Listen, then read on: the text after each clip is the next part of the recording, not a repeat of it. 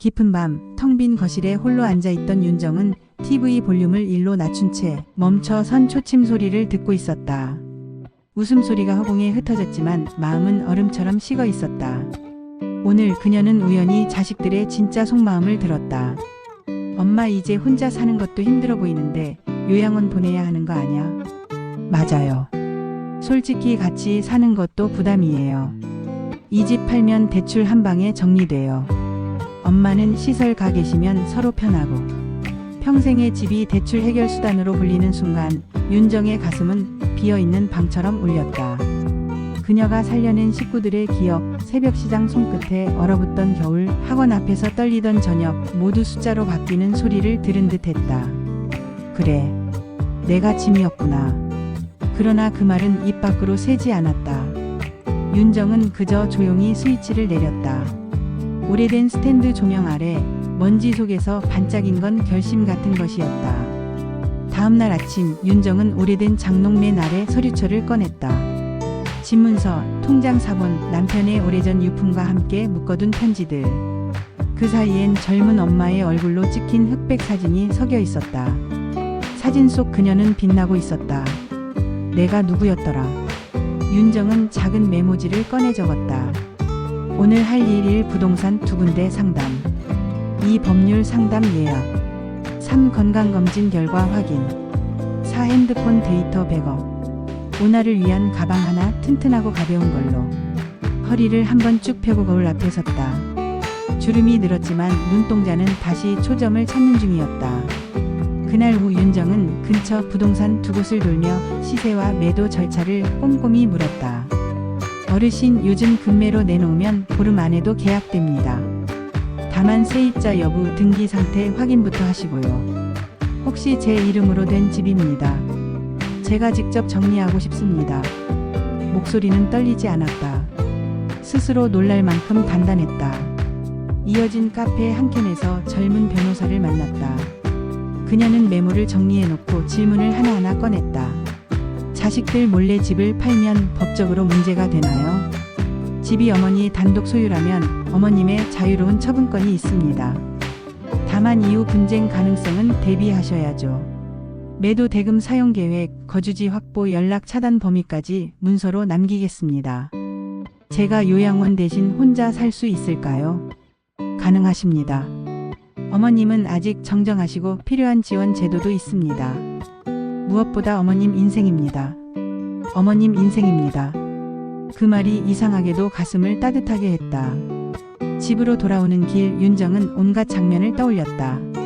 빨래가 섞였다며 다시 하라던 며느리의 말, 제 시간에 반찬이 없으면 투덜대던 아들, 명절에 엄마는 뒷정리나 해라며 아내를 따라 나서던 남편의 무심한 등이 차례로 떠올랐다. 사랑은 의무가 되어 의무는 습관이 되어 습관은 경멸이 되기도 한다.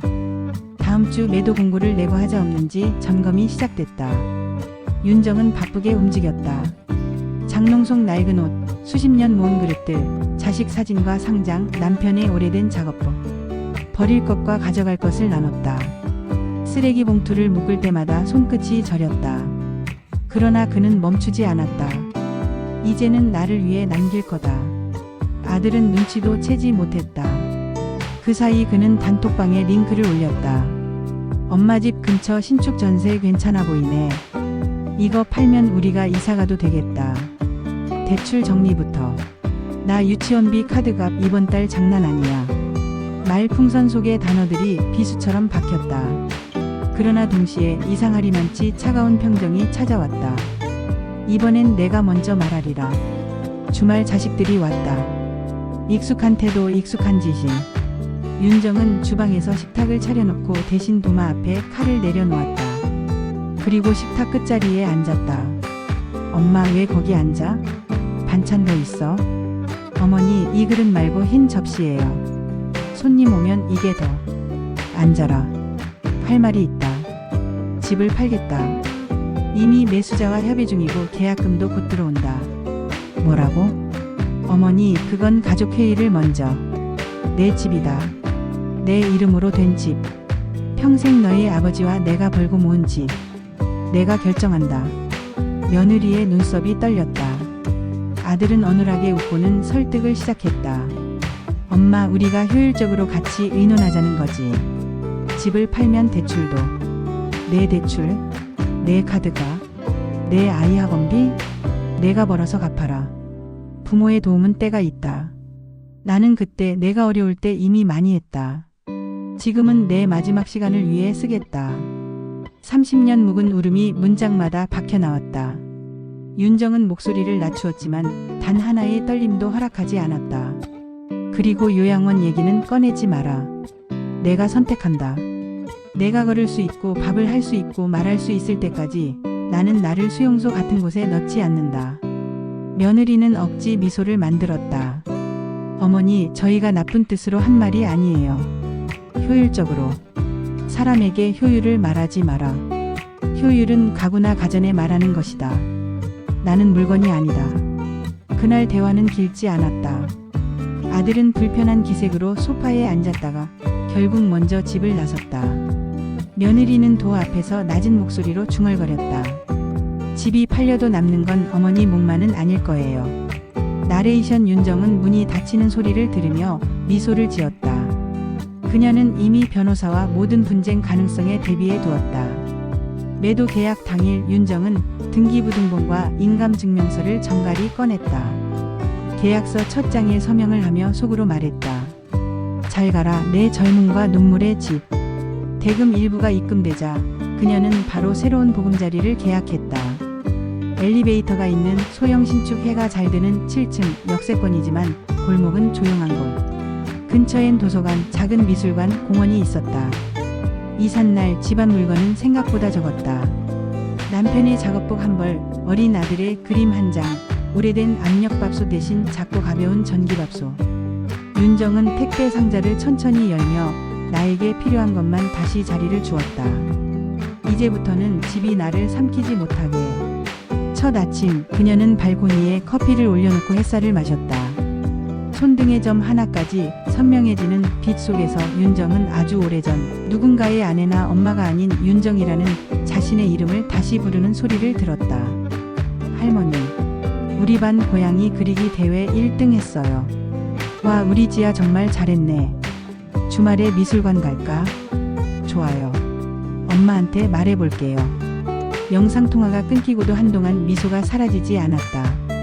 그 순간 문자가 왔다. 엄마, 급하게 얘기 좀 하자. 어머니, 집 처분 관련해서는 가족끼리 상의가. 윤정은 짧게 답했다. 변호사 통해 이야기하자. 나는 잘 지낸다. 오후에는 구청의 시니어 문화센터를 찾았다. 안내 직원은 친절했다. 그림 수업, 요가, 글쓰기, 스마트폰 교실까지. 윤정은 글쓰기와 사진 기초에 이름을 올렸다. 첫 수업은 다음 주 화요일이에요. 작품 전시회도 있어요. 전시회 참 오래된 꿈이었네요. 꿈이라는 단어가 입술을 지나가자 마음이 벅찼다. 저녁이 되기 전 윤정은 동네 서점을 들렀다. 늦깎이 작가들의 에세이 코너 앞에서 한참을 서 있었다. 책을 집어드는 손이 조심스러웠다. 그리고 다짐처럼 속삭였다. 나는 늦지 않았다. 그 주 금요일 아들과 며느리가 새 집으로 찾아왔다. 예고 없는 방문이었다. 윤정은 문을 열되 체인고리를 걸어두었다. 엄마, 잠깐만 이야기하자. 집 판 돈 중 일부는 그만해라. 이건 내 인생의 숙제가 아니다. 어머니, 저희도 힘들어요. 요새 세상 물가가. 너희의 힘듦을 모른다고 하지 않았다. 다만 나의 힘듦을 아무도 묻지 않았다. 그게 문제다. 체인 너머로 보이는 아들의 얼굴은 낯설었다. 그가 어른이 된 순간 어머니는 늘 가능한 자원이 되어 있었음을 지금에서야 서로가 알 것 같았다. 살아오며 나는 너희의 우산이었다. 하지만 우산도 말려야 산다. 젖은 채로 구석에 세워두면 곰팡이가 핀다. 나는 나를 말리러 왔다. 엄마, 미안해. 미안하다는 말은 좋다. 다만 미안함이 습관이 되면 또 다른 폭력이 된다. 말 대신 각자의 자리에서 성숙해라. 그게 나에게 줄 수 있는 효도다. 그날 그녀는 체인고리를 풀지 않았다. 문틈 사이로만 단단한 눈빛을 주고받고 조용히 문을 닫았다. 문이 닫히는 소리가 과거와 현재 사이에 선을 그었다. 독립의 일상은 새롭고도 바빴다. 스마트폰 교실에서는 사진 보정 앱을 배웠고 글쓰기 수업에선 과제를 냈다. 제목 나를 삼킬 수 없는 집 윤정은 3페이지를 쉬지 않고 썼다. 손끝이 저려도 마음은 시원했다. 윤정 선생님 글 단문이 힘이 세네요. 다음 주엔 나의 방이라는 주제로 써봅시다. 네, 제 방 처음 갖는 것 같아서요. 주말 그는 손녀와 미술관을 다녀왔다. 작품 앞에서 손녀는 목소리를 낮추고 속삭였다. 할머니 이건 뭐예요? 작가가 자기 안의 어두운 방을 열어보았나 보다. 무섭지만 그래서 더 용감한 그림이야. 돌아오는 길에는 공원 벤치에 나란히 앉아 붕어빵을 나눠 먹었다. 뜨거운 팥이 혀끝을 데일 때 윤정은 웃었다. 삶은 이렇게 단순할 수 있었다. 한 달 후 잔금이 마무리되었다. 계좌에 찍힌 숫자를 보며 그는 심호흡을 했다. 전처럼 누군가에게 곧바로 보낼 이유가 없었다. 그 돈은 비상금이자 가능성이었다. 그는 소에게 여행 적금을 들고 건강검진을 예약했다. 작은 백팩도 하나 샀다. 아주 가볍고 어깨끈이 넓은 것을. 내 어깨는 이젠 나를 위해 쓰자. 그러나 삶은 쉽게만 흐르지 않았다.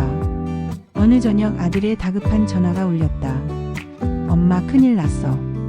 회사에서 구조조정 얘기가 나왔어. 당장 돈이. 윤정은 조용히 들었다. 과거의 자신이라면 통장을 들고 달려갔을 것이다. 오늘의 그녀는 차분했다. 힘들겠다. 내 상사가 뭐래? 아직은 그냥 가능성이라고. 근데 나 너무 무섭다. 무서울 때일수록 결정을 빠르게 하지 마라. 오늘은 울어라. 내일은 내가 가진 것부터 적어라. 경력 네트워크 할 수 있는 아르바이트. 그리고 한 달만 버틸 계획을 세워라. 돈을 달라고 말하기 전에 내가 너를 지키는 법을 먼저 찾아라. 수화기 너머에 숨이 가라앉았다. 엄마 나 진짜 미안했어. 나는 내가 미안한 아들이 아니라 단단한 어른이 되길 바란다. 그게 내 몫이다. 전화를 끊고 창밖을 보았다. 어둠 속에서 창들이 하나둘 켜졌다. 각자의 방 각자의 삶. 그녀는 작은 등불 하나를 더 켰다. 책상 위 노트여. 그날 밤 그는 새로운 글의 첫 문장을 썼다. 나의 방은 오래 비어 있었다. 오늘 처음으로 문을 닫고 나만의 숨을 들이마셨다. 계절이 바뀌며 일상은 또렷해졌다. 아침엔 공원을 걷고 낮엔 글을 쓰고 저녁엔 이웃과 국화를 나눴다. 가끔은 문화센터 친구들과 전시를 보러 갔다. 누군가는 그녀에게 혼자여서 외롭지 않냐고 물었다. 혼자이기 때문에 외롭지 않게 사는 법을 배우고 있어요. 어느 토요일 집 앞 우체통에 작은 봉투가 꽂혀 있었다. 며느리의 손편지였다. 어머니 늦게 사과드립니다. 저도 몰렸습니다. 빚, 양육, 회사 저도 효율만 계산하던 사람이 되어 있었어요. 어머니가 문틈으로 하신 말 사람에게 효율을 말하지 말라. 그 말이 떠나질 않네요. 죄송합니다.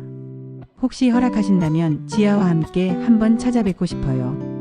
제 차례로 밥을 해드리고 싶습니다. 윤정은 한참 동안 봉투를 어루만졌다. 그녀의 허락은 조건부였다. 문을 열되 내 방은 지킨다. 그 원칙만큼은 흔들 수 없었다. 다음 주 토요일 12시. 우리 동네 시장지나 골목 카페에서 보자. 집이 아니라 바깥에서부터 다시 시작하자. 약속한 날 며느리는 조심스럽게 들어와 허리를 숙였다. 아이는 활짝 웃었다. 할머니 저 어제 그림 그렸어요. 그래? 할머니도 어제 글 썼단다. 어머니 그동안 죄송했어요. 사과는 받는다. 그렇지만 우리가 돌아갈 자리엔 가구가 없다. 새로운 가구를 같이 고를 수는 있겠다. 천천히 하나씩. 세 사람은 국물 뜨듯 따뜻해지는 대화를 나눴다. 책임을 나누고 경계를 정하고 마음을 조금씩 내주었다. 지아가 종이에 고양이를 그리자 윤정은 색연필을 건넸다. 꼭꼭 눌러서 색칠하면 손이 아프단다. 여백도 그림이야. 카페를 나와 시장을 걸었다. 꽃집 앞에서 국화 한 다발을 샀다. 노란 꽃잎들이 작은 태양처럼 흔들렸다. 집으로 돌아와 꽃병에 꽂으며 윤정은 조용히 중얼거렸다.